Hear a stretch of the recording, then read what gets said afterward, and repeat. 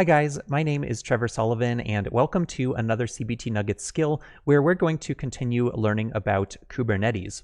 Now, if you are deploying applications on Kubernetes, then you can certainly deploy applications using a publicly available container image, such as an Nginx container or a variety of other applications out there like MySQL, for example. There's a bunch of pre-built container images out there on the Docker Hub that allow you to deploy different applications without having to worry about packaging up your own application source code.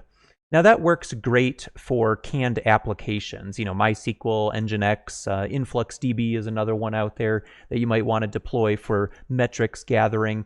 But in a lot of cases, you are going to want to be deploying your own custom applications that your development team, or perhaps you yourself as a developer, are building out. In order to deploy your application, one of the things that you'll need to do is to, first of all, package up your application as a container image, and then push that container image up to what's known as a container registry. And the container registry you can kind of think of as just a repository where your container images are stored. And then when you go to deploy your application, you actually point your Kubernetes pods or deployment controllers or replica sets over to that image that's hosted on that container registry. Now, there's a bunch of different container registries out there, and for example, you've actually got Docker Hub. That's probably the most popular one out there in terms of just kind of publicly accessible community container images for pre-built applications.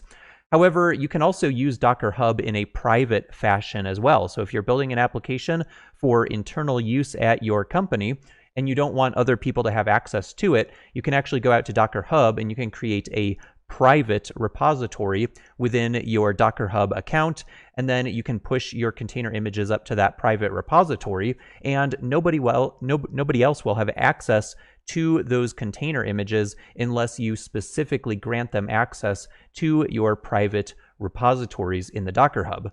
There's also many other repositories out there as well, or I should say registries. So GitLab actually has its own container registry as well. So you can basically just push your containers up to your GitLab repository and host them there, and then deploy your applications from that private repository. And then GitHub also has a container registry known as GitHub Packages, where you can basically push your container images up to GitHub and host them there for deployment out to your cluster. Now, on the application source side of things, your application source code might be sitting in a variety of different locations, and some of those examples could be a GitHub repository. And I'm using the same icons on both sides here to kind of indicate two different purposes here, but GitHub has GitHub Packages to host your containers on a container registry. However, GitHub, of course, is also used as just a Git repository to hold your application source code. So you might be building your application and storing that application source code in a GitHub repository, and then want to publish the container images that you are building out to GitHub Packages. Same thing with GitLab. GitLab supports, of course, a Git repository, but it also supports, on the right-hand side here, it supports a container registry to host the artifacts. And by artifact, I mean just the pre-built container image, and then you can deploy from there. So GitLab has Git source code, and it also has the ability to host pre-built container images. Another source that is a little bit different here that you might think of is to simply host a tarball of your source code, basically just an archived, zipped up version of your source code inside of a zip file or tar archive. And you could store that tar archive up in an object storage solution like an Amazon S3 bucket or a Google Cloud Storage bucket, or a variety of other cloud vendors have object storage available out there, like Azure Blob Storage, for example. And so you could basically just host that file somewhere on a object storage bucket and then use that as a source. Now, in order to build your container images, there is a really flexible tool out there called Canico. And Canico is actually originated out at the Google open source teams, and they created this tool called Canico because they saw this need to be able to basically build container images inside of a container. So I need to be able to basically deploy out a container and say, hey, I need you to go build me some container images. So previously, what you might be tempted to do in order to build and push your container images is to simply clone your source code onto your laptop and then do a build on your local dev system. So use, Docker Desktop, for example, or maybe just the open source Docker engine to build that locally and then push it up to a repository. But if you're relying on your local laptop to do that, then you're not really going to get the benefits from having a container orchestrator like Kubernetes, where you can basically just say, hey, I need you to go run this pod, and then Kubernetes will handle finding a worker node to schedule that pod onto and run the task that you want to run. The other benefit of not relying on your local laptop or dev workstation to run this build process of your containers is that you can benefit from the higher performance compute capacity in the cloud, and you also don't have to worry about your machine going to sleep in the middle of a build and potentially causing interruptions to your entire build workflow, because that build workflow can run exclusively up on your Kubernetes cluster up in the cloud. So Canico is responsible for basically taking an application source like a GitHub repository or a GitLab repository or a tarball that's hosted in Cloud Object Storage, and then it will basically clone that locally, and then it will package up your application according to the Docker file that you, of course, have to have in the application source. It will interpret that Docker file, it'll run through the instructions in that Docker file, and then it will package up and push your resulting container image out to your container registry of choice.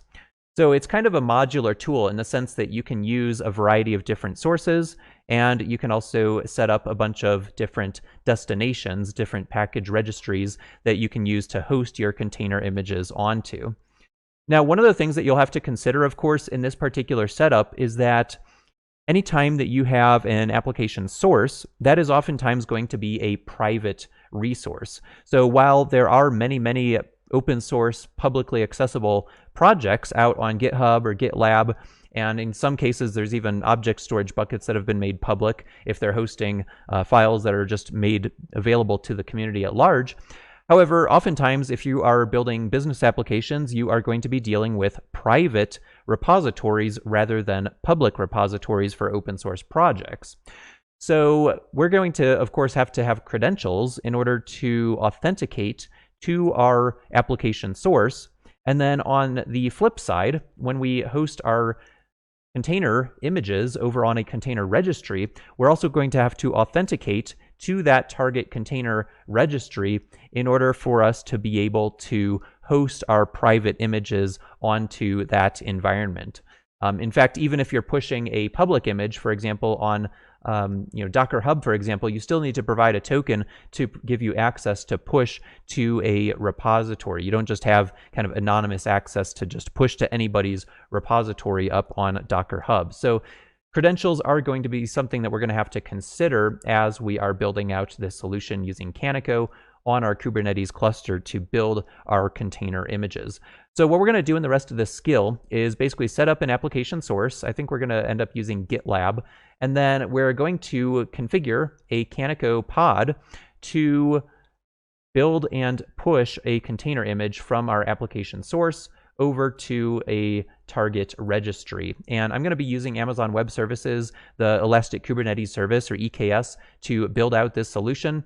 And so I'm actually going to be pushing not to Docker Hub, not to GitLab packages, and not to GitHub packages either, but rather I'm actually going to be pushing to the Amazon Elastic Container Registry, or ECR, which is a service within your AWS account that allows you to simply store container images and then deploy applications from those container images. So in any case, let's go ahead and spin up a Kubernetes cluster using EKS, and then we'll go ahead and take a look at what's necessary in order to create an application on in a source repository, and then configure Canico to build and push that out to Amazon Elastic Container Registry. I hope this has been informative for you, and I'd like to thank you for viewing.